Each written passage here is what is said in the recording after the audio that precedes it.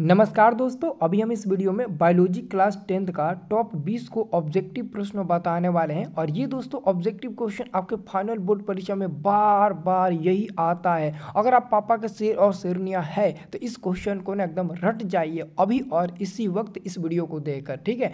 तो चलिए मेरे पापा के शेर शेरनियों इसे स्टार्ट करते हैं और पूरा 20 को टॉप ऑब्जेक्टिव क्वेश्चन बायोलॉजी का याद कर लेते हैं। और हमारे चैनल को सब्सक्राइब कर लीजिएगा, मैं आपको ऐसे वीडियो देता रहूँगा, तो सब लोग सब्सक्राइब कर लीजिए चैनल को, ठीक है। बहुत ही काम का है दोस्तों ये चैनल है आपके लिए, अगर आप 10th 11 12 9th की तैयारी करते हैं तो। पहला नंबर क्वेश्चन देखिएगा, प्रकाश संश्लेषण होता है। दोस्तों प्रकाश संश्लेषण की क्रिया जो होता है ना वो हमेशा दिन में ही होता है, यानी कि पहला नंबर क्वेश्चन का ऑप्शन नंबर 20 सही जवाब मिल जाएगा। प्रकाश संश्लेषण क्रिया हमेशा दिन में ही होता है। दूसरा नंबर क्वेश्चन है, क्लोरोफिल वर्णक का रंग है। क्लोरोफिल वर्णक का रंग क्या होता है? ग्रीन, यानी कि हरा कलर होता है। पेड़ पौधों का रंग हरा क्यों होता है? तो क्लोरोफिल वर्णक के कारण ही, तो इसलिए कहा जाता है कि क्लोरोफिल वर्णक का जो रंग होता है ना वो हरा होता है, ठीक है। अगर एग्जाम में मानते हैं आपसे क्वेश्चन पूछ दिया कि बताइए कि पेड़ पौधों का जो रंग होता है वो ग्रीन कलर का क्यों होता है, तो आप बता देना क्लोरोफिल वर्णक के कारण होता है। तो इसका भी आंसर आपका हो जाएगा दूसरा का ए नंबर और पहला का बी नंबर। नेक्स्ट क्वेश्चन दोस्तों आपका है तीसरा नंबर। ये क्वेश्चन है, रक्त में आयरन की कमी से होने वाला एक रोग कौन सा है? यानी कि रक्त में आयरन की कमी से, यानी कि आयरन की मात्रा की कमी के कारण अगर रोग कोई होता है तो वो रोग एनीमिया नामक रोग होता है, ज़्यादातर बच्चों में भी होता है। अब आपका आंसर हो जाएगा तीसरा का सी नंबर। चौथा नंबर क्वेश्चन है, स्वपोषी पोषण के लिए आवश्यक है। देखिए स्वपोषी पोषण के लिए आवश्यक क्या है? कार्बन डाइऑक्साइड, क्लोरोफिल, सूर्य का प्रकाश, जल, यानी कि CO2 भी आवश्यक है, क्लोरोफिल भी, सूर्य का प्रकाश भी, इसके साथ जल भी आवश्यक है। ये सब के सब दोस्तों ना स्वपोषी पोषण के लिए आवश्यक होते हैं, तो डी नंबर आपका सही जवाब मिलेगा सभी। अगला क्वेश्चन है दोस्तों 5 नंबर, विश्राम की अवस्था में ये म है 100 लिखा गया है गलती से। तो विश्राम की अवस्था में मनुष्य का हृदय 1 मिनट में कितनी बार धड़कता है? दोस्तों याद रखना, अगर कोई मनुष्य विश्राम कर रहा है मतलब कि आराम कर रहा है तो उस समय उसका जो हृदय होता है ना, हृदय यानी कि दिल जो होता है ना वो 1 मिनट में 72 बार धड़कता है। आपकी कितनी बार धड़कता है? हमको तो लगता है कि आप डिप्रेशन में मतलब कि इस समय बहुत ज़्यादा रहते होंगे, तो आपका तो ज़्यादा धड़कता होगा। लेकिन दोस्तों सामान्य तौर पर इंसान का यानी कि मनुष्य का जो हृदय धड़कन होता है ना वो 1 मिनट में 72 बार धड़कता है, ठीक है। तो आंसर आपका हो जाएगा ए नंबर। और 6 नंबर क्वेश्चन है, श्वसन किस प्रकार की रासायनिक अभिक्रिया है? तो श्वसन एक ऊष्मक्षेपी रासायनिक अभिक्रिया है। 6 नंबर क्वेश्चन का ऑप्शन नंबर 20 सही उत्तर हो जाएगा।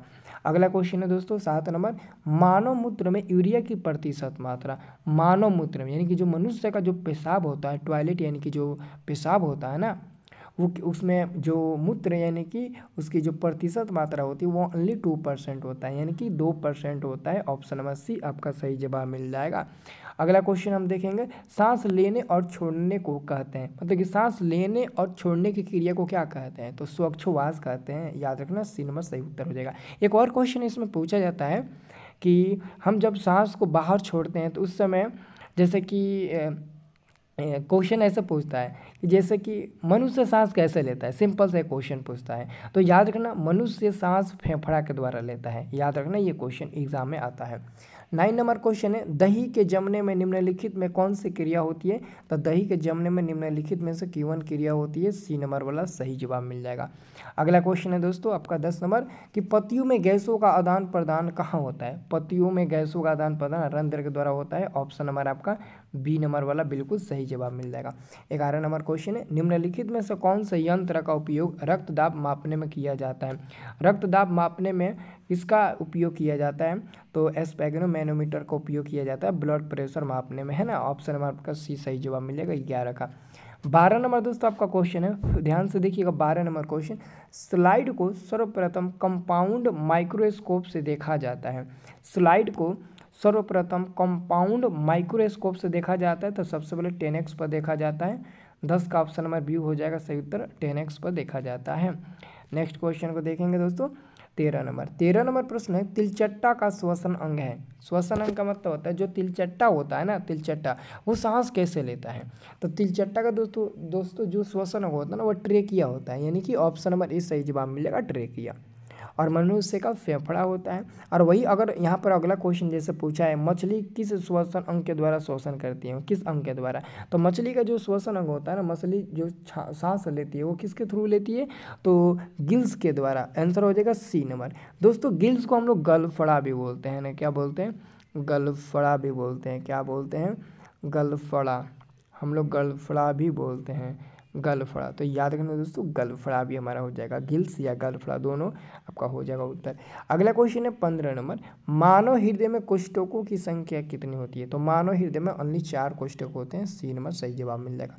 16 नंबर क्वेश्चन, एक वयस्क मनुष्य में कितने दांत होते हैं, एक वयस्क मनुष्य में ना 32 दांत विकसित होते हैं, आपका आंसर हो जाएगा दोस्तों बी नंबर। देखिए मिल्क जो टीथ होता है ना वो 20 होता है, और जो एक वयस्क मनुष्य का दांत होता है वो होता है 32 यानी कि 32 होता है।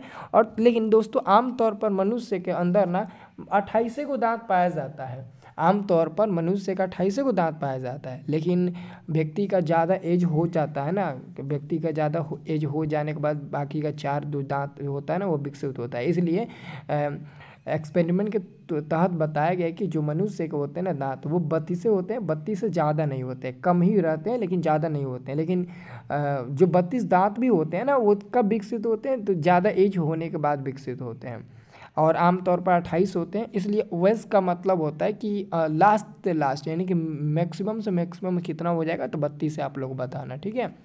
अगला क्वेश्चन है 17 नंबर, किस प्रकार के श्वसन से अधिक ऊर्जा मुक्त होती है, तो वायवीय श्वसन। वायवीय श्वसन को ऑक्सी श्वसन के नाम से जानते हैं, इसको हम लोग ऑक्सी श्वसन भी कहते हैं, ऐसे ऑक्सी लिखते हैं, ऑक्सी श्वसन भी कहते हैं, ऑक्सी श्वसन। और अवायवीय श्वसन को हम लोग क्या कहते हैं, अनॉक्सी श्वसन, अनॉक्सी श्वसन। तो याद रखना क्वेश्चन बट हमसे पूछा है कि किस प्रकार के श्वसन से अधिक ऊर्जा मुक्त होती है, तो ऑप्शन नंबर ए हो जाएगा वायवीय श्वसन से, ठीक है, याद रख लेना। अगला क्वेश्चन है 18 नंबर, तिलचट्टा में कितने जुड़े स्वस्थ रंध्र पाए जाते हैं, तो तिलचट्टा में 10 जुड़े स्वस्थ रंध्र पाए जाते हैं, सी नंबर उत्तर हो जाएगा। 19 नंबर क्वेश्चन है, सबसे तेज हृदय धड़कन किसका होता है, सबसे तेज हृदय धड़कन किसका होता है दोस्तों, तो चूहा का दोस्तों 1 मिनट में जो धड़कन होता है ना वो लगभग 700-800 बार धड़कता है, तो इसलिए सबसे तेज हृदय धड़कन चूहा का होता है, बी नंबर बिल्कुल सही जवाब मिल जाएगा। अगला दोस्तों आपका है 20 नंबर क्वेश्चन, रक्त क्या है, उत्तक है, पदार्थ है, कोशिका है, या फिर इनमें से कोई नहीं। क्या दोस्तों आप 20 नंबर क्वेश्चन का उत्तर बता सकते हो, अगर आप 20 नंबर क्वेश्चन का उत्तर बता सकते हो ना तो मैं मान लूँगा भाई साहब आपने तैयारी एकदम A1 क्वालिटी का की है। तो कमेंट करके आप लोग बता दो, और प्लीज़ दोस्तों इस चैनल को सब्सक्राइब ज़रूर कर लीजिएगा, प्लीज़ थोड़ा सा सपोर्ट कर दो यार, मेरा भी 1 मिलियन हो जाए। मम्मी से वादा किए हैं कि मम्मी पूरे गांव को दावत में दिलाऊंगा, है ना, तो 1 मिलियन अगर पूरा हो जाएगा तो मैं पूरे गांव के लोगों को दावत दूंगा। मैं सच में मतलब कि एक ख्वाहिश था मेरा, मतलब कि शुरू में कि जिस दिन 1 मिलियन होगा ना उस दिन मैं पूरे गांव वालों को अपने तरफ से दावत दूंगा। तो प्लीज़ यार कुछ तो करो यार, प्लीज़ सपोर्ट करो आप लोग, है ना। क्या ये मेरा प्लान अच्छा लगा कि सर आपका ये जो प्लान है ना वो बहुत ही अच्छा है। देखो मेरे को ना दान करना बहुत अच्छा लगता है, लेकिन अपने मेहनत पर। अब मैं मेहनत करूँगा, आप लोग थोड़ा सपोर्ट करना, बस मैं अपना सपना पूरा करूँगा। थैंक यू सो मच जी वीडियो देखने के लिए।